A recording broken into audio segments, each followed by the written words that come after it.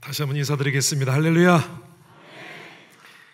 오늘은 기도해야 산다, 기도해야 산다라는 제목으로 하나님의 말씀을 증거하도록 하겠습니다.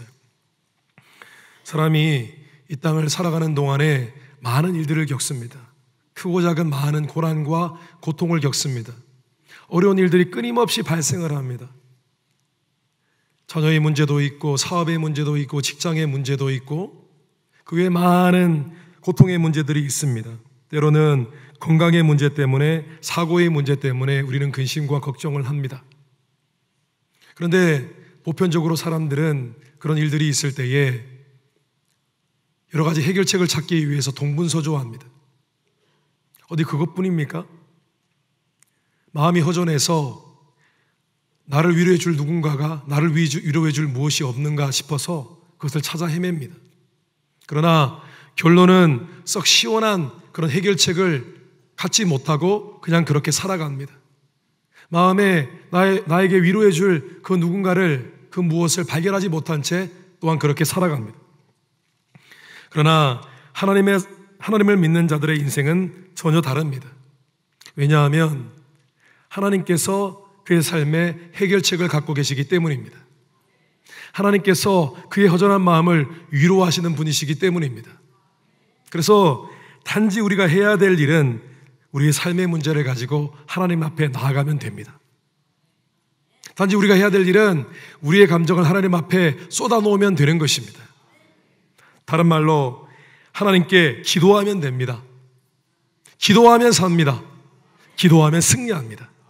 다시 하겠습니다. 기도하면 됩니다. 기도하면 삽니다. 기도하면 승리합니다. 오늘 보면 시편 77편은 아삽 자손이 쓴 시입니다. 그런데 무슨 일인지는 모르겠지만은 이 아삽 자손, 이 시편을 쓴 시편 기자에게 큰 삶의 문제가 다가왔습니다. 마음이 너무 힘들었습니다. 고통스러웠습니다. 어찌할 바를 몰랐습니다. 그런데 감사하게도 이 시편 기자는 기도할 줄 아는 사람이었습니다. 그는 기도했고 하나님께서 축복해 주셨습니다. 하나님께서 그 마음 가운데 있던 절망을 소망으로 바꾸어 주셨습니다. 뿐만 아니라 오늘 말씀에 자세히 나와 있지는 않지만은 하나님께서 분명히 그의 삶 가운데 그의 문제를 해결하시고 최선의 길로 인도해 주신 듯 보입니다. 그래서 오늘 시편 기자의 이 시편 말씀을 통해서 우리의 삶이 기도의 삶, 기도하는 체질로 변화될 수 있게 하는 그런 영적인 비결에 대해서 잠시 말씀을 나누고 묵상하는 시간 갖도록 하겠습니다. 우리의 삶이 기도하는 삶이 되어야 합니다. 첫째로 우리는 크고 작은 모든 어려운 상황을 기도의 기회로 삼아야 합니다. 크고 작은 모든 상황, 우리 눈앞에 펼쳐진 모든 것들을 놓고 우리는 기도해야 된다는 것입니다.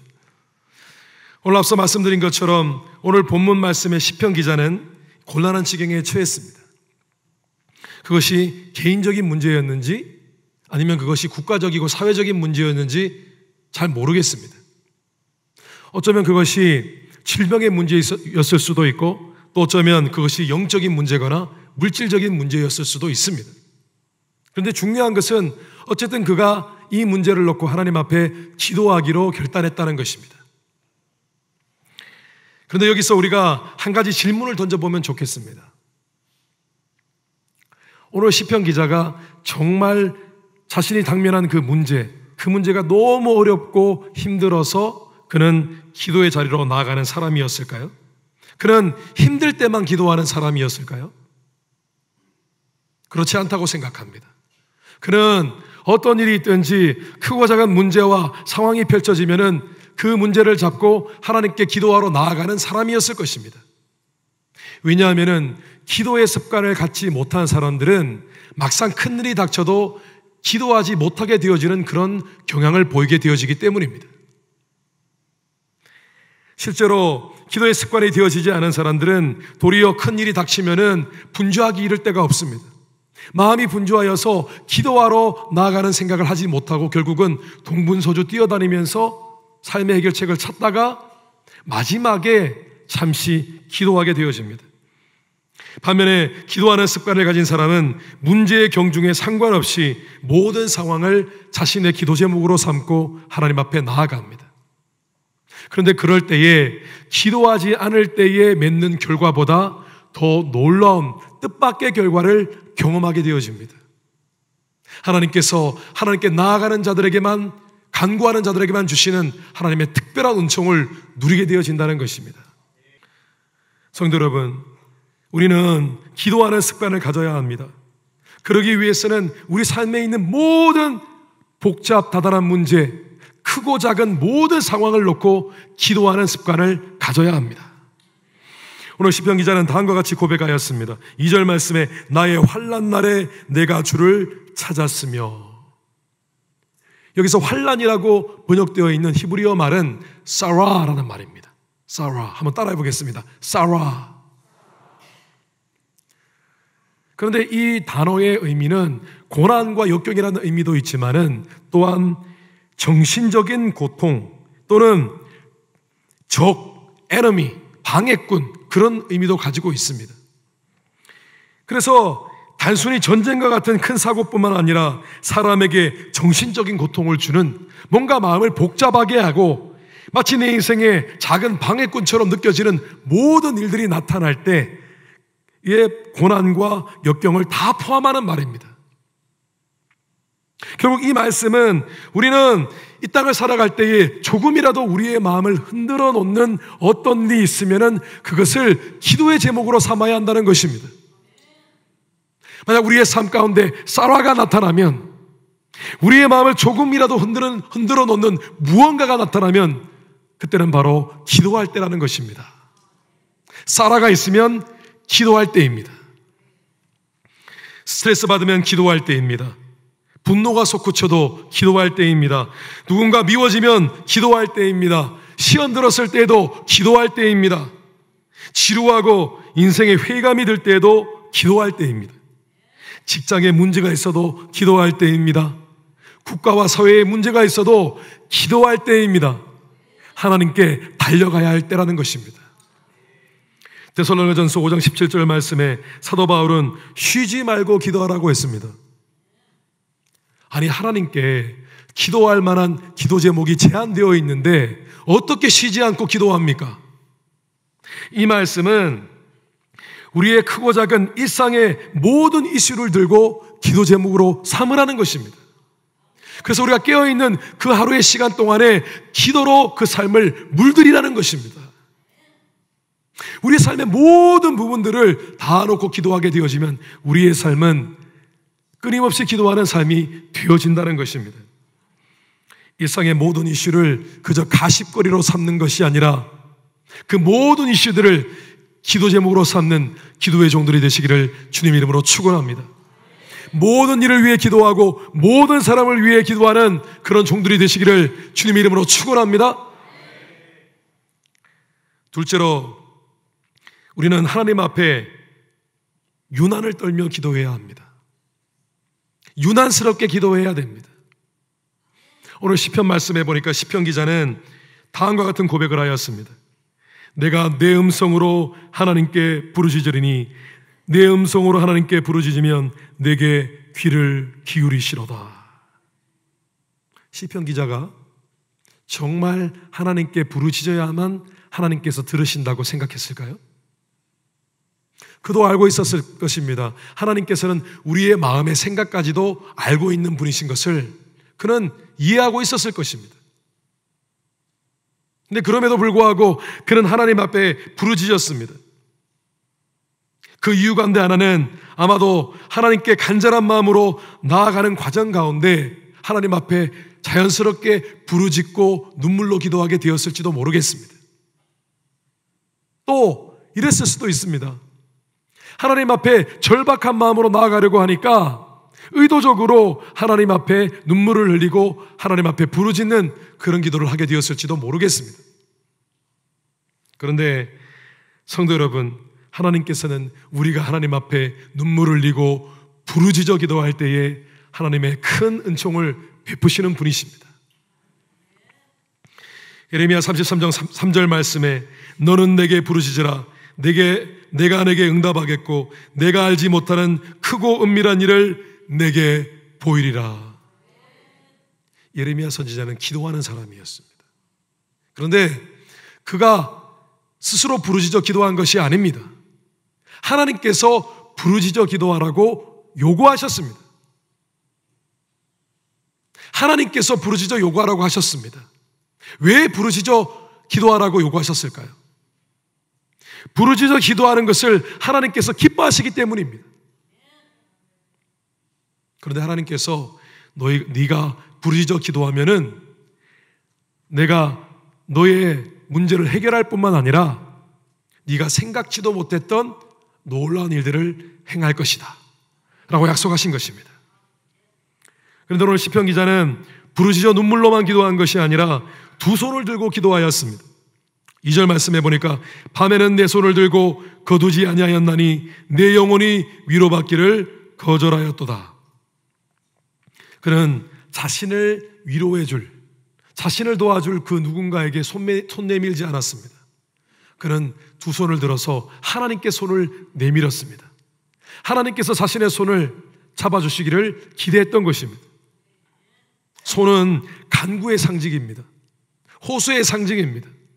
그래서 믿는 자가 기도할 때에 하나님 앞에 손을 들 때에는 약한 하나님의 자녀가 하나님 제 손을 붙잡아 주세요.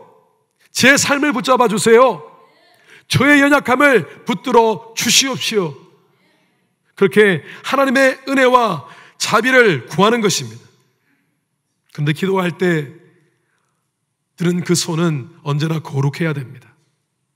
언제나 우리의 삶이 하나님 앞에 경건해야 되고 흠과 점이 없고 하나님께 해야 할 마땅한 신앙의 의무를 다하며 하나님 앞에 손을 들 때에 하나님께서 그 손을 붙잡아 주시는 것입니다.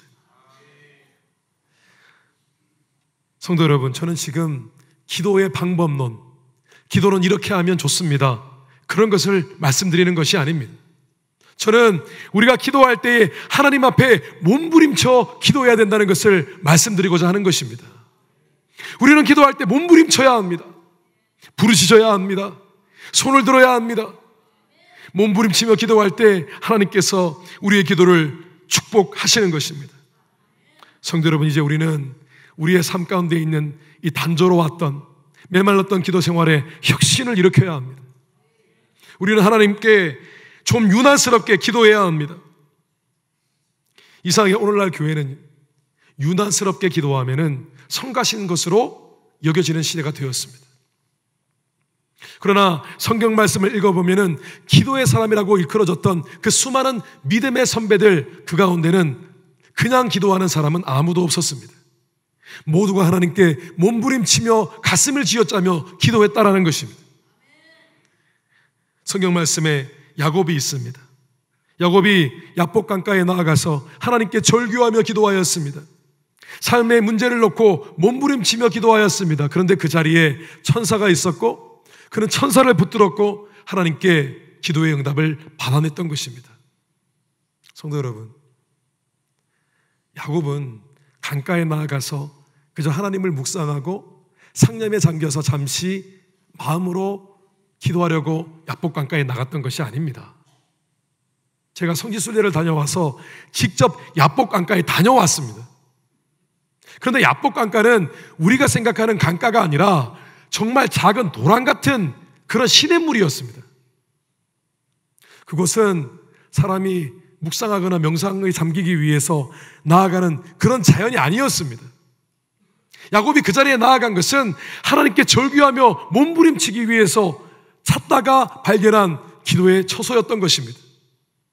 그런데 하나님 앞에 몸부림치며 나갔던 그 야복 강가에 이미 하나님의 천사가 그의 기도를 받고 있었던 것입니다. 성도 여러분, 성경적으로 기도의 가장 기초적인 개념은 하나님 앞에 호소하는 것입니다. 하나님 앞에 탄원하는 것입니다. 하나님께 어필하고 하나님께 피티션, 하나님께 간청하는 것입니다. 만약에 하나님께 기도하는 것이 호소하는 것이고 간청하는 것이라면 왜 우리가 기도할 때에 두 손이 올라가지 않겠습니까? 왜 우리가 기도할 때에 땅을 치며 통곡하지 않겠습니까? 왜 우리가 흐느끼지 않겠습니까? 왜 우리가 작정하고 몇 날 며칠 동안 기도하지 않겠습니까? 왜 우리가 그렇게 좋아하던 음식을 거르지 않겠습니까? 그런데 그렇게 혼자 몸부림치며 기도했었던 것 같은 그런 느낌이 들었지만은 하나님 앞에 몸부림칠 때에 그 자리에 하나님의 은혜가 함께 하시는 것입니다. 하나님께서 그 기도를 받으시는 것입니다. 성도 여러분, 기도하는 모습이 유별나 보일 만큼 하나님께 간절히 기도하십시오.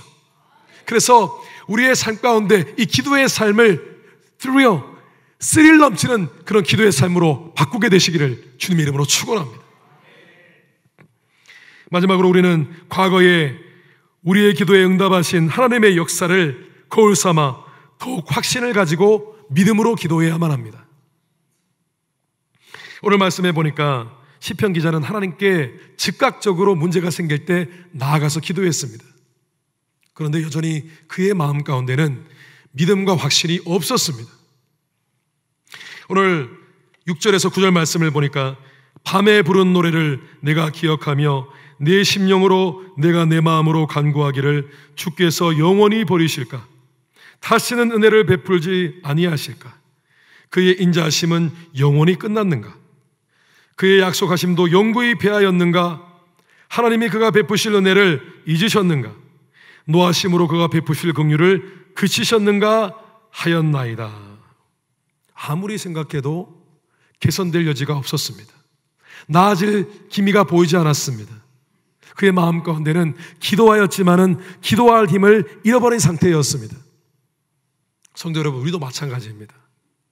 신앙생활 할 때에 기도할 힘을 잃어버릴 때가 있습니다. 왜 그렇게 되어지냐 하면은 우리가 살아가면서 여전히 바뀌지 않는 그 어떤 문제들 때문에 우리 마음 가운데 사실은 기도하고 있지만은 기도할 마음을 잃어버린 것입니다. 예전에 정말 뜨겁게 하나님께 기도했었습니다. 간절히 기도했었습니다. 그런데 어느 순간 우리 마음 가운데 믿음의 마음을 놓치고 우리의 기도의 생활은 느슨해졌던 것입니다. 그런데 성도 여러분, 우리가 하나님께서 과거에 우리에게 베푸신 그 은혜와 역사를 기억할 때에 우리의 심령 가운데 새롭게 믿음이 회복되어지고 우리의 기도는 능력을 발휘하게 되는 것입니다. 기도하다가 지치셨습니까? 지치셔서 예전보다 기도하지 못하고 기도의 자리로 나아가지 못하는 그런 삶을 살고 계십니까? 그러면 하나님이 하신 일을 기억하십시오. 오늘 시편 기자는 과거 하나님이 하신 역사를 회상하였습니다.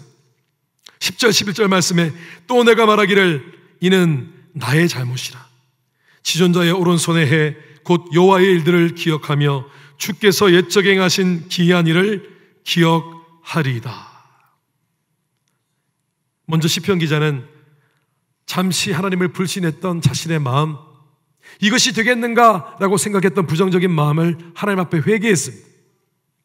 그리고 마음에 다시 한번 하나님이 과거에 자신에게 하셨던 일들, 자신에게 민족에게 하셨던 일들, 그 일들을 다시 기억하기로 결단하였습니다. 오늘 말씀해 보니까 여호와의 해라는 말은 하나님께서 과거에 역사하셨던 때라는 의미입니다. 그런데 그가 계속해서 하나님이 하신 일들을 기억하며 되새길 때에 그 마지막에 그가 떠올렸던 기억은 바로 하나님께서 이스라엘 민족을 홍해바다를 건너게 하신 사건이었습니다. 오늘 19절 20절 말씀에 주의 길이 바다에 있었고 주의 고던 길이 큰 물에 있었으나 주의 발자취를 알 수 없었나이다. 주의 백성을 양떼같이 모세와 아론의 손으로 인도하셨나이다. 그런데 그가 하나님이 하신 역사를 다시 한번 되새길 때에 그의 마음 가운데 회복이 일어났습니다. 기도할 힘을 얻었습니다. 그리고 예전에 다시 하나님 앞에 최선을 다하여 열심으로 기도했던 그 기도의 모습으로 돌아갔습니다. 오늘 말씀의 이후에 어떤 일이 벌어졌는지는 우리는 알 수는 없습니다. 그러나 분명한 것은 하나님께서 그의 삶을 만지시고 해결책을 내려주신 것을 믿습니다. 최근에 한반도에는 역사 이래 우리가 기대하지도 못했던 그런 여러 가지 복잡한 일들이 일어나고 있습니다. 남북이 서로 협정을 맺고 서로 교류를 하고 이런 부분에 대해서 서로 상의를 하고 또 미국 또 지도자들과 또 만나는 일이 이루어지고 여러 가지 복잡한 일들이 있습니다. 그런데 그 일들 가운데에 회의적인 반응을 보이는 분들도 계시고 그 부분에 대해서 긍정적인 반응을 보이는 분도 계십니다. 그리고 그 속에서 많은 그런 의견들이 있습니다. 인터넷상에 들어가 보면은 지금 이런 일이 있는데 이것은 이런 의미다, 저런 의미다. 심지어 우리 크리스찬들조차도 이것이 어떻게 이루어지는 일인지 도저히 알 길이 없고 이걸 놓고 어떻게 기도해야 되는지도 참으로 난감한 그런 때를 우리가 지금 살아가고 있습니다. 그런데 성도 여러분, 우리가 이 시기에 거울 삼아야 할 과거에 하나님이 하신 놀라운 역사가 한 가지 있습니다. 공산주의였던 동독과 민주주의였던 서독은 1990년 10월 3일에 통일이 되었습니다. 다 알고 계시는 줄 믿습니다. 그런데 동독과 서독이 어떻게 통일이 되었는지를 그 스토리를 알고 계십니까? 그 스토리를 보면은 정말 말도 안 되는 방법으로 하나님께서 통일되게 하셨습니다. 당시에 이 동유럽과 서유럽에 있는 공산주의 국가를 지도하고 있는 그런 리더 역할을 하고 있던 그런 나라가 있었습니다. 바로 우리가 잘 아는 소비에트 유니언, 소련이었습니다. 그런데 소련이 중국을 모델 삼아서 우리 공산주의 국가들도 이제는 문호를 개방해서 좀 더 부유해져야 되겠다라는 그런 권면을 하였습니다. 그 소식을 듣고 공산주의 국가였던 헝가리는 바로 옆에 붙어 있는 나라 오스트리아, 이 오스트리아 나라와 교류를 하기 시작을 했습니다. 오스트리아는 민주주의 국가였습니다. 그래서 문호를 개방하고 여행을 하고 자유롭게 교류를 하게 되었습니다. 그 모습을 보던 이 동독 주민들이 마침 동독이 헝가리와 같이 붙어 있었습니다. 그래서 헝가리와 동독은 같은 공산주의 국가였기 때문에 서로 교류가 있었습니다. 그런데 동독 주민들이 헝가리로 넘어가면서 헝가리에 여행 가는 척하면서 민주주의 국가인 오스트리아로 도망을 가는 것입니다. 그래서 동독 정부가 곤란한 지경에 처했습니다. 화가 났습니다. 그래서 유행을 규제하는 그런 유행 규제 제한법을 발의하게 되었습니다. 그런데 이 제한법 때문에 유행 가고 왕래하는 일이 원활하지 않자 동독 주민들이 그때부터 시위를 벌이기 시작했습니다. 처음에는 별로 관심받지 못하는 그런 규모의 관심받지 못하는 규모의 집회였습니다. 그래서 시간이 갈수록 점점 집회가 커지기 시작하는 것입니다. 그래서 나중에는 월요일의 데모라는 이름까지 붙여지면서 집회가 굉장히 커졌습니다. 그래서 동독 정부가 당황을 했습니다. 그래서 유행 규제법을 조금 수정하는 그런 수정법을 발의하게 되었습니다. 그런데 사실 이 수정법은 이전에 있었던 여행 규제법과 별로 다를 것이 없는 그런 이름밖에 없는 구색맞추기식 법안이었습니다. 그리고 그 수정법을 발표하는 날이 왔습니다. 그래서 동독 대변인이 그 수정법을 발표하기 위해서 그 자리에 섰습니다. 그런데 그날 그 대변인이 술을 한 잔 마셨습니다. 이야기가 진지한데 점점 이상한 방향으로 흘러가고 있죠. 술을 마시고 그 대변인 자리에서 서서 그렇게 발표를 하였습니다. 그리고 이렇게 발표를 했습니다. 이제 조만간 문호가 개방되고 유행도 자유롭게 될 것입니다. 그런데 사실은 그 법에는 언제부터 그것이 시행될 것이라는 이야기가 전혀 없었습니다. 그냥 구색 맞추기였습니다. 그런데 그때 모든 발표가 끝나고 난 뒤에 인터뷰 시간이 있었는데 독일어를 잘 하지 못하는 어떤 이탈리아 기자가 이런 질문을 했습니다. 도대체 이 법안은 언제부터 유효한 것입니까? 라고 물었습니다. 근데 그가 했던 질문의 의도는 무엇이었냐면은 문호를 개방하고 완전히 유행을 개방한다는 것, 이 법안이 언제부터 유효한 것입니까? 라고 물었습니다. 그런데 술에 조금 취했던 이 대변인이 그 질문을 이렇게 받아들였습니다. 지금 이 수정한 이 수정법안, 이 전체 법안이 언제부터 유효합니까? 그런 질문으로 들은 것입니다. 그래서 바로 지금부터 유효합니다. 이 시간 이후로요 라고 말한 것입니다. 그리고 이탈리아 기자가 신문 1면에 이런 기사를 올렸습니다. 독일 현 시점으로부터 국경 전면 개방. 그 소식이 일파만파 퍼졌습니다. 전 세계 신문 지상에 발표가 되었습니다. 이제 독일이 모든 문호를 개방하고 이제 모두 닫힌 문을 열었습니다. 그리고 동독 주민들이 수만 명이 베를린 장벽 앞에 모였습니다. 문을 열어달라고 이야기를 했습니다. 항의를 했습니다. 동독 군인들이 처음에는 문을 열지 않았습니다. 그런데 이미 그들도 신문지상에 공중파에 이미 모든 소식이 전해졌고 더 이상 이 주민들의 요구를 받아 거절할 수 없다 싶어서 결국은 문을 열었습니다. 그런데 그 자리에 갔던 동독 주민들이 너무 흥분된 나머지 망치를 들고 가서 베를린 장벽을 부수기 시작한 것입니다. 그리고 동독과 서독이 통일되었습니다. 그런데 성도 여러분, 이 일이 있기 8년 전에 1982년부터 동독 라이프치히의 성 니콜라이 교회에서 기도회 운동이 시작되었습니다. 동독은 자유롭게 종교가 허락된 나라가 아니었습니다. 그런데 그 기도회의 주역은 다름 아닌 청소년과 청년들이었습니다.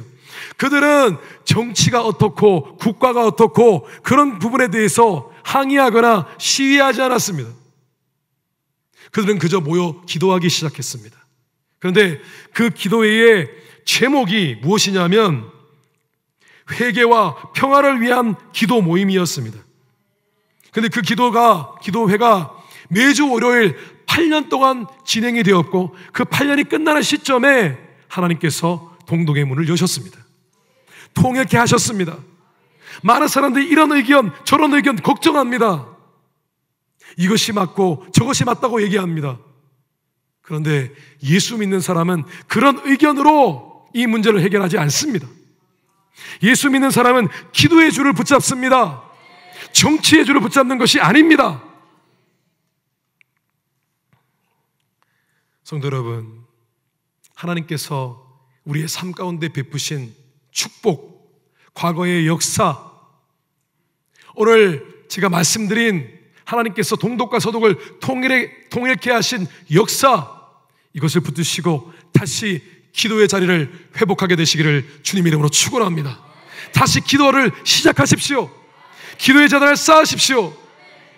하나님께서 역사하시는 줄 믿습니다. 말씀을 정리하겠습니다. 성도 여러분, 우리가 언제 기도해야 합니까? 바로 지금 기도해야 할 때입니다. 우리가 어떻게 기도해야 됩니까? 하나님께 몸부림치며 기도해야 됩니다. 기도의 힘은 잃었습니까? 믿음이 떨어졌습니까? 다시 과거의 기억으로 돌아가십시오.